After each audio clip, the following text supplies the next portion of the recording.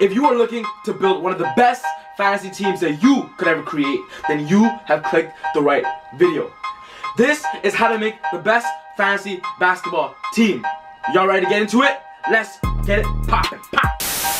Playing fantasy basketball for how many years now? You know, I came to love fantasy basketball. And you know what, going online, I just haven't really found a great tutorial or a great video on how to make a great fantasy team. In my experience playing fantasy basketball, I believe that I have the current tips, the current advice, and the current, you know what, a general topic on how to build a fantasy team, especially for those playing in the first year. I want to make this video because the first year I played fantasy basketball, you know what, I was introduced to it by my friend, and during the draft order, I just picked the players that I know, aka LeBron James, Dwayne Wade. They're just the popular names out there, but fantasy basketball is more than just a popular name fantasy game. Fantasy basketball is that you have to pick players even if you do not know and are not that well knowledge in basketball. That's why I recommend that before you play fantasy basketball, your basketball knowledge is kind of up there, or else you're not gonna have a really good and fun time. But for those who do know and want to learn, this video is going to help you pick a team that's balanced, consistent, and also a winning worthy team. I'm not saying this video is going to make you a guaranteed winner of your fantasy basketball league, but it's going to help you build a really strong team and to be competitive with those players. I come up with 8 steps and 8 things in order to make your fantasy team the best it could possibly be. Y'all ready to get into it? So without further ado, let's start off with the list. The number one on the list is that your first pick is very crucial. Usually in fantasy basketball, it usually ranges from 8 players to 14 players. Big leagues have 16 players, but it doesn't matter because usually the top 15 players in every fantasy draft has to be the most important player of your team.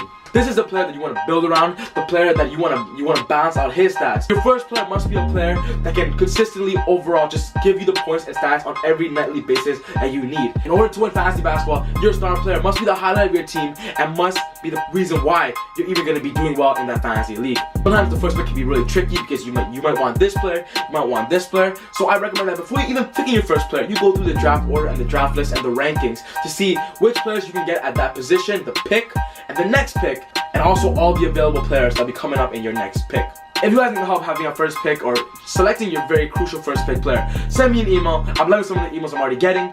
And yeah, next step, let's go. Number 2, predicting the breakouts and also playing it safe. In fantasy basketball, there are 2 ways to take it. It is either you play safe in the draft and pick players that you know will consistently give you the stats that you need, or you predict the stars and predict those players who'll be amazing to help you win that fantasy team. Usually players who play it safe don't usually win the league because they don't go outside the box and take risks. Players who take risks, it's a 50-50. It's either you pick a player that you think will break out and they don't break out, or you pick a player that will break out and break out.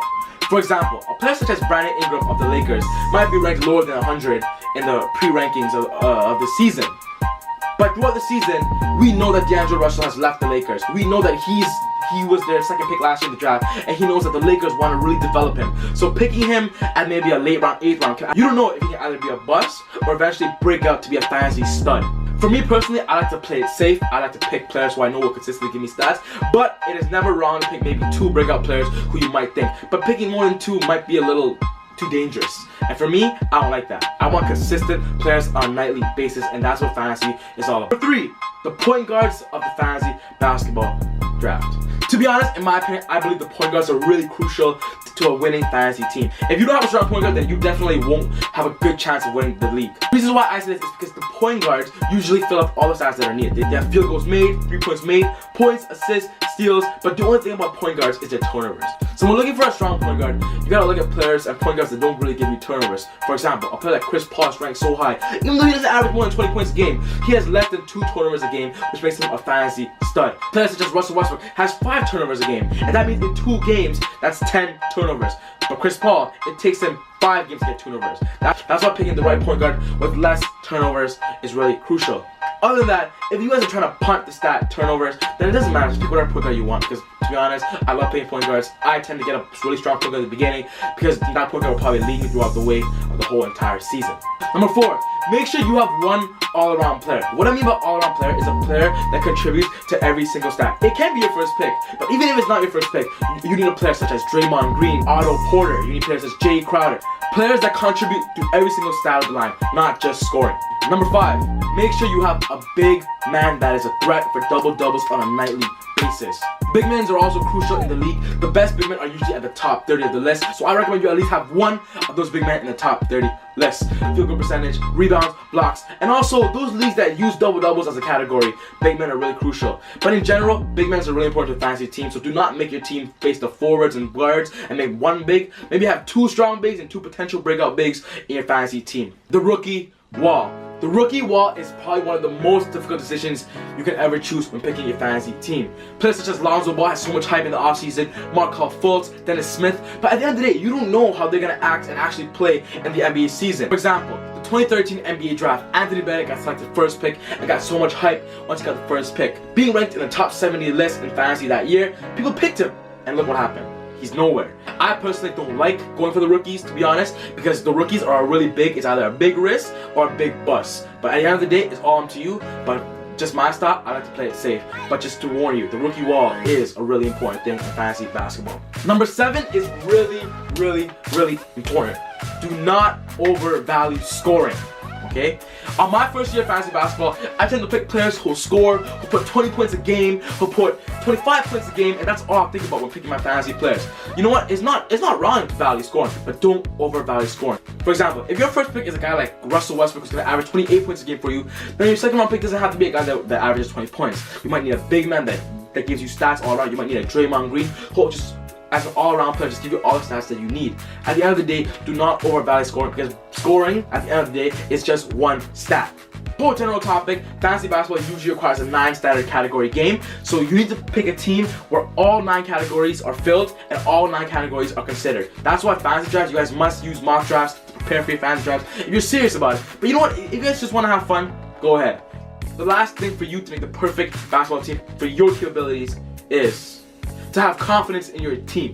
In order to have confidence in your team, you must prepare for it. It's like preparing for an interview, preparing for a job. You must prepare for something that you love, prepare for something that will be your passion. But if you really want to play fantasy basketball passionately, competitively, then you must have confidence in your team. In a way, I look at my fantasy team sometimes as my boys. So you know what, if I draft first round pick Kevin Durant, throughout the whole year I'm going to root for Kevin Durant. I'm going to be like, Kevin Durant, you know bro, I'm going to watch your game, I'm going to make sure you do good. You know what, every time you score a bucket, I'm going to cheer. At the end of the day, you want to have fun with fantasy basketball, but at the same time be competitive and also be confident in yourself. At the end of the day, fantasy basketball is for fun, but if you guys have any questions about any concerns or any tips you want me to give you guys on fantasy basketball, I would love to help you guys. Just please give me an email. Like, I'm gonna say it once again, I love the emails I've been getting. I love the support I've been getting so far. And you know, at the end of the day, it's all for you guys and it's all for those fantasy players out there who really want to learn more about fantasy basketball.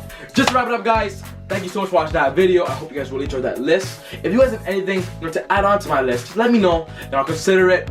Because at the end of the day, I'm not the perfect fantasy player as well, and I still have many things to learn in fantasy basketball. So just to end the video, guys, give me a like button, subscribe to my channel, send me an email, comment section down below, because you guys love basketball and that's what you're here to watch. Y'all ready to get into it? Well, you already did get into it, and honestly, that was easy. Doing my dance, hey.